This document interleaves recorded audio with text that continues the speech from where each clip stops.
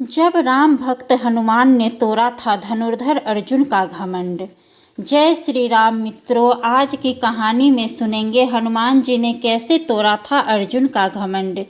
तो आइए आज की कहानी को शुरू करते हैं। महाभारत का युद्ध आरंभ होने वाला था। दोनों ओर की सेनाएं युद्ध की तैयारी में जोर शोर से जुटी थी। श्री कृष्ण के परामर्श से अर्जुन ने देवराज इंद्र से सारे दिव्यास्त्र प्राप्त कर लिए थे।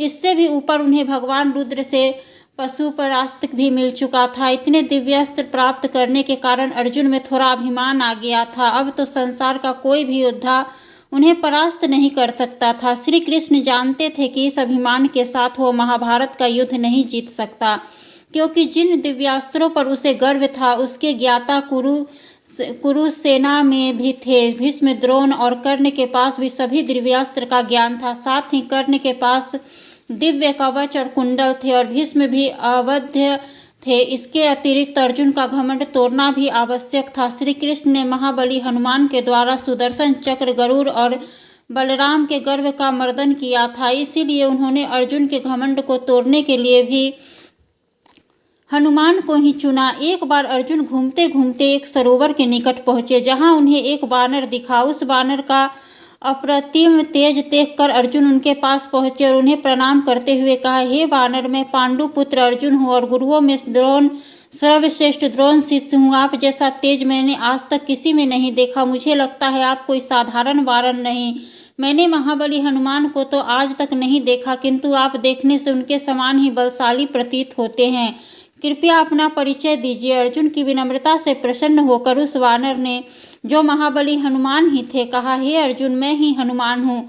अपने भ्राता भीम से मैंने तुम्हारे शौर्य के बारे सुना था। तुम्हें अपने सन्मुख देखकर मुझे अत्यंत प्रसन्नता हो रही है। तुम भी भीम के समान मेरे छोटे भाई ही हो। अपने सामने महाबली हनुमान को पाकर अर्जुन ने उन्हें दंडवत प्रणाम किया और कहा, हे महाबली, ये तो मेरा सौभाग्य है कि मुझे आपसे मिलने का अवसर प्राप्त हुआ। हम एक महायुद्ध की तैयारी कर रहे हैं और मैंने देवराज इंद्र से सभी दिव्यास्त्र और आपके पिता महादेव से पशुपरास्त्र भी प्राप्त किया है। इसी कारण मुझे विश्वास है कि यह युद्ध तो हम सहज ही जीत जाएंगे। आज आपके दर्शन के बाद मेरा विश्वास और दृढ़ हो गया, किंतु आपसे एक प्रश्न पूछना चाहता हूँ। अर्जुन की बात सुनकर हनुमान जी समझ गए कि इस समय अर्जुन गर्व के वेग में है, किंतु उन्होंने कुछ ने कहा नहीं।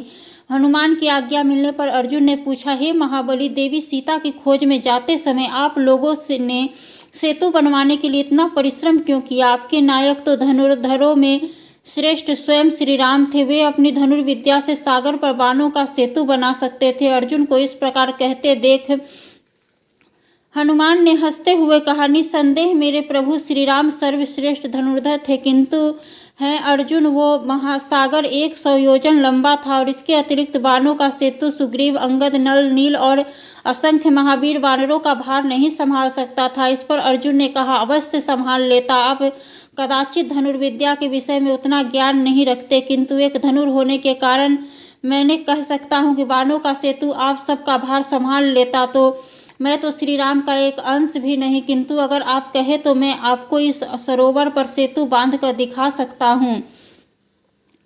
अर्जुन को इस प्रकार बोलते देख हनुमान ने कहा, ठीक है, तुम सेतु बांधो, पर क्या तुम्हें लगता है कि वो मेरा भार संभाल सकेगा? इस पर अर्जुन ने कहा, मैं कभी इस सरोवर पर बाणों का सेतु बांधता हूँ, अगर वो आपके भार से टूट गया तो मैं अग्नि समाधि ले लूँगा। ऐसा कहते हुए अर्जुन ने अपने मंत्र सिद्ध बाणों से उस सरोवर पर एक सेतु का निर्माण कर दिया और हनुमान को उस पर चढ़ने को कहा। हनुमान ने अर्जुन की इस अज्ञानता पर हंसते हुए अपने सामान्य रूप में ही उस सेतु पर अपना पग धरा। जैसे ही हनुमान का पग उस सेतु पर पड़ा, उसके अंगूठे के भार से ही वह सेतु टूट गया। ऐसा देखकर अर्जुन शर्म से पानी पानी हो गया।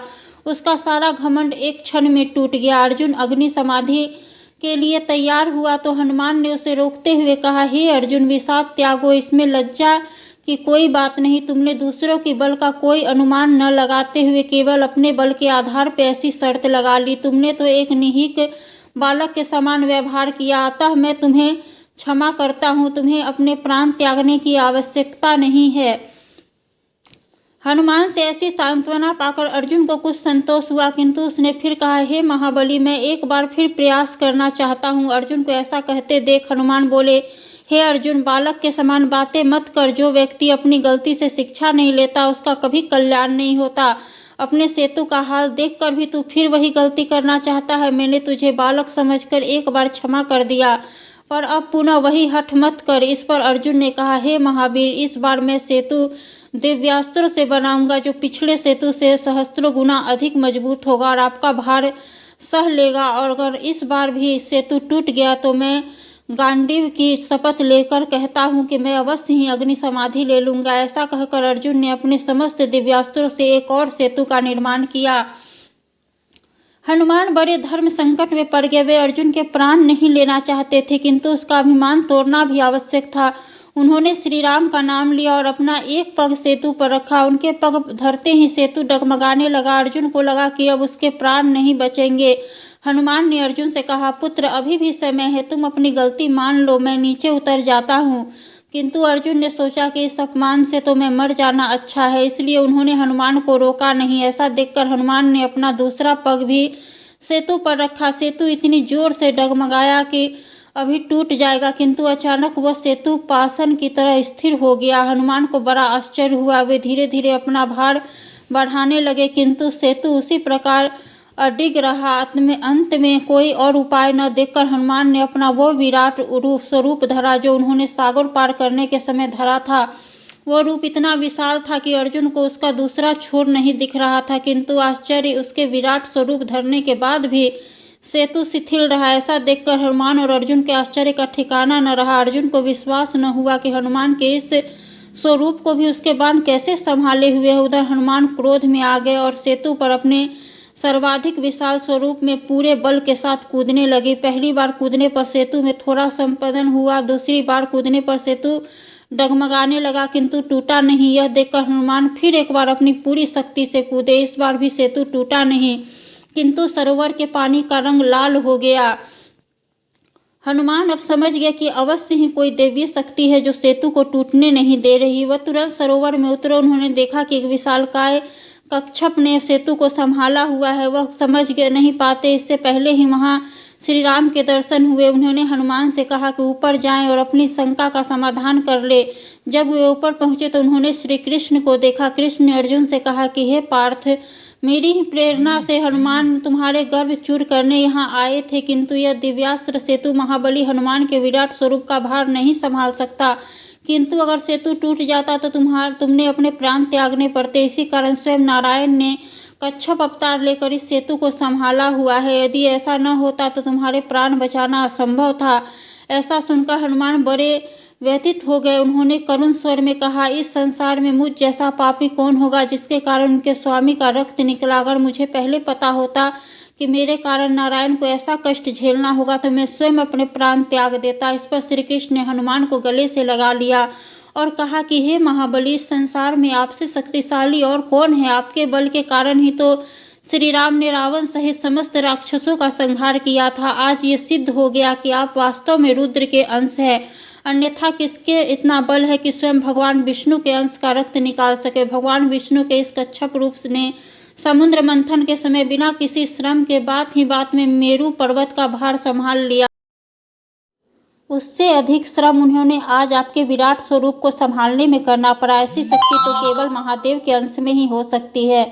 ऐसा कहकर उन्होंने अर्जुन से कहा कि हे हनुमान, वे हनुमान से महाभारत युद्ध के लिए सहायता मांगे। इस पर हनुमान ने कहा, हे वासुदेव, युद्ध से तो मैंने त्रेता युग में ही संन्यास ले लिया था, किंतु आपकी इच्छा है, इसी कारण मैं युद्ध में तो भाग नहीं लूंगा, किंतु अर्जुन के रथ की ध्वजा पर उपस्थित रहूंगा। ऐसा कहकर हनुमान ने दोनों को आशीर्वाद देकर वहां से विदा किया। अपने वचन के अनुसार महाभारत के युद्ध में महाबली हनुमान अर्जुन के रथ की ध्वजा पर विराजमान रहे और अर्जुन की रक्षा में श्री कृष्ण के साथ बड़ी भूमिका निभाई। जय श्री राम, जय हनुमान।